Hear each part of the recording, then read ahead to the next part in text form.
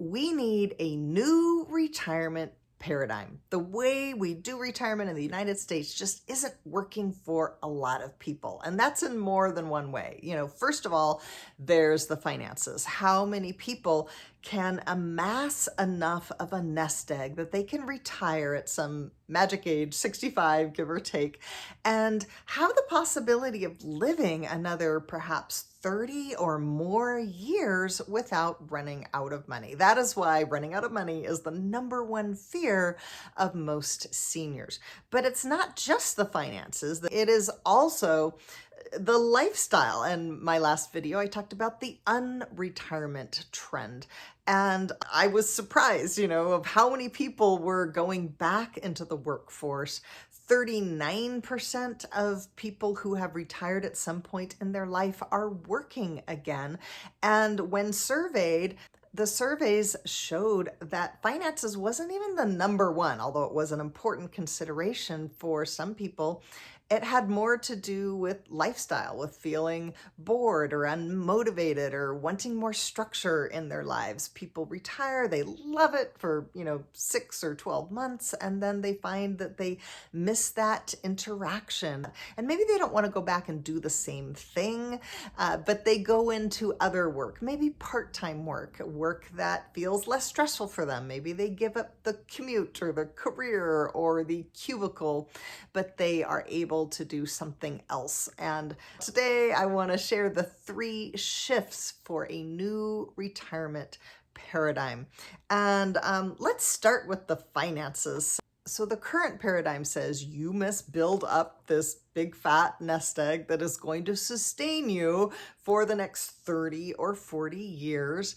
That's pretty tough in an inflationary environment. And I'm saying another 40 years because how many people do you know or know of in your life that they've lived to 100 or beyond? So the longevity has really changed the game, and we've got to be aware of that. So Wall Street will say, well, you just need a bigger and bigger and bigger nest egg. So right now we have what I would consider the perfect paradigm for Wall Street, for your friendly neighborhood money manager. That is literally how their retirement plan is to build up the largest amount of assets under management as possible. This is their retirement plan.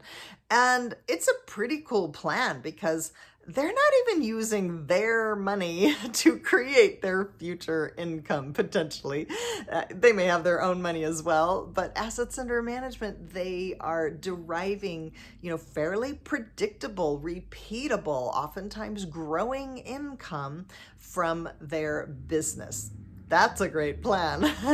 And they're going to work hard at first, very hard at first, to build that business. But eventually, people are going to be renewing, hopefully, year after year. Maybe once they're very established, they may have a partner or employees that help manage that for them. And that money can turn into semi-passive income for them. Or perhaps they even sell the business for a big chunk of money. You probably have heard of insurance agents, financial planners, other types of business owners selling their book of business. So this is super savvy on their part, but how is it working for the average person? As I have mentioned, the median retirement savings is $53,000. Well, that's not going to get very far down the road. And granted, there may be Social Security or perhaps even a pension as well. But if you're withdrawing a couple $1,000s a month, that you're going to go through that really quickly. So the good news is that investment income is only one way to make cash flow. It is absolutely a valid way. There's nothing wrong with the typical retirement paradigm, except for the fact that it just isn't working for a lot of people. Maybe they have gone through disruptions, divorce, COVID, anyone? Maybe, their business could have been put out of business during COVID. And so a lot of people just don't have the sort of nest egg that would be necessary in order to retire. So let's talk about some of the other ways to generate cash flow. The most obvious one is through work, through a job, trading time for dollars. And that is not a bad thing to do at all, especially if you shift. Maybe you want to retire from the commute, the cubicle, the career that you had before, but shift into something that is lower stress. Maybe it's part-time, maybe it is seasonal, maybe you enjoy it more than what you were doing before, and that makes it more sustainable. However, there's other options as well. I have a book on Amazon called Perpetual Wealth that I co-wrote with Kim Butler. It's a great book. It's about generational wealth. And we published that book about 2 years ago. It has generated about $10,000 in royalties total. And I would love some more royalties, some more books that are generating royalties. Several years ago, Kim and I created a business in which we were licensing marketing content to insurance advisors. We generated 6 figures in that business. And again, there was work involved in putting it into place, generating the content, putting it in a format where people could access it digitally, download it, use it in different ways. I did some trainings around that. We launched it and had to figure out like the right messaging and marketing that worked. And then boom, we were off to the races. So digital courses, licensing content, intellectual property, these are all strategies that you can use to generate cash flow. You notice this is a YouTube video here, and I'm very well aware of what does it take to get monetized on YouTube, unless you are a premium subscriber like I am, because I have no tolerance for to sit through ads. You probably saw an advertisement, an ad that YouTube put on the video at the beginning of it. And I'm not benefiting from those ads, but when a channel builds up to 1,000 plus subscribers and a certain amount of viewing hours, then I would actually get a cut of the money that YouTube receives from advertisers. So that is another game that I am playing. I see myself getting monetized by next year. Maybe it'll happen faster. So that's another strategy.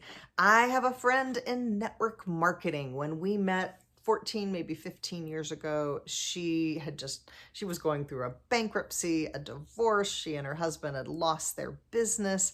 She was on food stamps with 3 kids, and she was starting to work isogenics. And she was thinking, if I can just bring in some money with this business, it would be great. And not too many months ago, she became an isogenics millionaire. And it's been so fun to watch her success. She has worked very hard all along the way, but now she's at a place where she's taking 4 or 5, luxury, tropical, amazing vacations every year. And I know network marketing isn't for everybody, but it is absolutely a viable business strategy for the right person.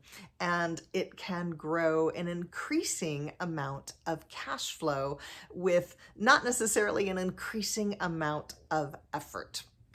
Rental real estate is another great way of generating cash flow. I've had rental properties in the past, and real estate is an asset that helps protect you against inflation, because when the price of everything is going up, that includes rents, that includes real estate. So it is really an awesome asset. So that's the first shift, shifting from net worth to cash flow, shifting that focus. And when we shift that focus, we discover that we don't need to have that million, plus dollars in order to generate the cash flow that we want.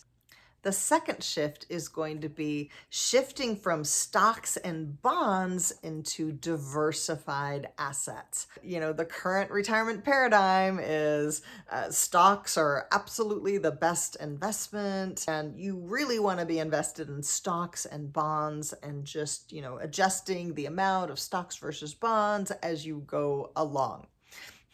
I wonder who this is good for. Oh, yeah, your Wall Street broker, the money manager who is the same person who, wants to make their income off of your money. This is awesome for them because that just happens to be what they sell. What a coincidence. I actually enjoy the stock market, but I've been a financial writer for the last 12 years, most of the last 12 years, and I've learned so much about different kinds of investments and strategies, and sort of feel shocked, that we are told that there's like this one model and this is how you do it. And the millionaires, multimillionaires that I know, very few of them, are relying just on stocks and bonds. They are typically much more diversified.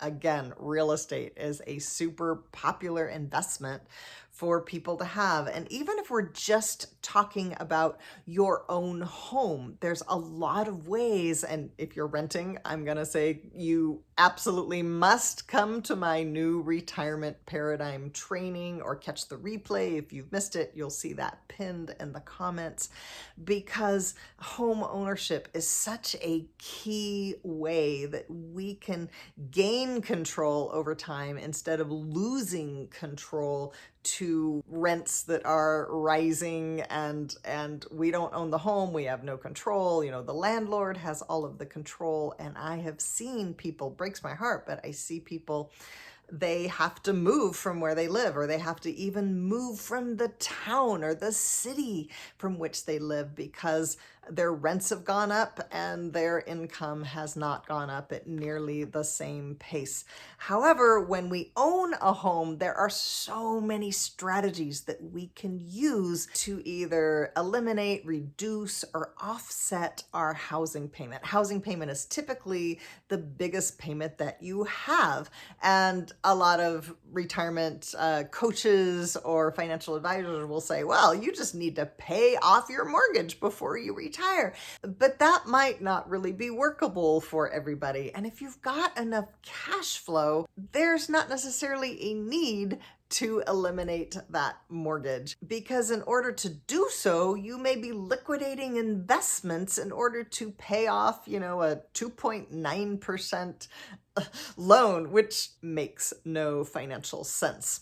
So we want to be looking at the larger picture of assets. We want to be looking at life insurance, especially if you've got a spouse, if you've got a partner, married or not. You want to have insurance on each other, because when the first one goes, typically there is also a stream of income that goes at the same time.